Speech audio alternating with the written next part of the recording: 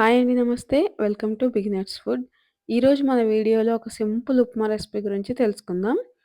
ఈ రెసిపీ వచ్చేసి 8 మంత్స్ నుండి 3 ఇయర్స్ పిల్లలకి తినిపించొచ్చండి. ఎప్పుడు స్వీట్ రెసిపీసేనా ఈసారి కొత్తగా పుల్ల పుల్లగా ట్రై చేద్దాం. దీనికోసం ముందుగా ఒక పాన్ తీసుకొని హీట్ చేయాలి. అందులో ఒక గ్లాస్ వాటర్ తీసుకోవాలి.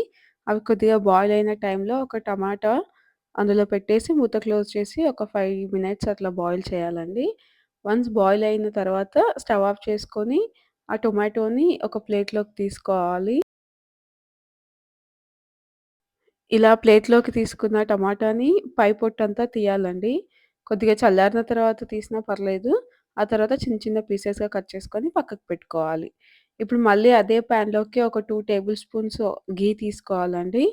ఇలా నెయ్యి యాడ్ చేసుకున్న తర్వాత ఒక 3, 4 మిరియాలు యాడ్ చేశాను నేనిక్కడ. ఆ తర్వాత కొద్దిగా ఆవాలు, జీలకర్ర అండ్ ఒక వెల్లుల్లిని చిన్న చిన్న పీసెస్ కట్ చేసి యాడ్ చేశాను. ఆ తర్వాత సూజీ రవ్వ, సన్న రవ్వ ఉంటుంది కదా! అదొక హాఫ్ కప్ యాడ్ చేశాను. అది నెయ్యిలో బాగా రోస్ట్ అయిన తర్వాత మనం కట్ చేసుకున్న టమాటా కూడా యాడ్ చేసుకొని ఒకసారి కలుపుకోవాలి. ఆ తర్వాత కొన్ని వాటర్ యాడ్ చేసి మన టేస్ట్‌కి తగ్గట్టు సాల్ట్ కూడా యాడ్ చేసుకోవాలి.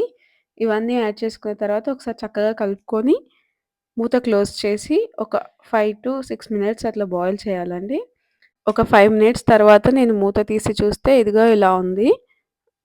కుక్ అయిపోయింది ఉప్మా అంతా. కొద్దిగా వాటర్ కంటెంట్ ఎక్కువ ఉంది. సో, నేనిప్పుడు మూత తీసి ఒక 2 మినిట్స్ అటు ఇటు కలుపుతూ ఉంటే వాటర్ అంతా ఎగిరిపోతుందనమాట. ఇలా ఒక 1 మినిట్, 1 ½ మినిట్ కలిపేస్తే సరిపోతుంది. ఈ కన్సిస్టెన్సీ నాకు చాలా అనిపించి నేను స్టవ్ ఆఫ్ చేశాను. చూసారు కదా! మన ఉప్మా రెడీ అయిపోయిందండి. మనం టొమాటో మాత్రమే వేసాం కాబట్టి టేస్ట్ చాలా బావుంటుంది. పుల్ల పుల్లగా ఈ చలికాలం వేడి వేడిగా ఉప్మా తింటే ఉంటుందండి. ఇంకెందుకు లేటు డెఫినిట్‌గా ట్రై చేయండి. అండ్ మర్చిపోకుండా మన ఛానెల్‌ని సబ్స్క్రైబ్ చేయండి.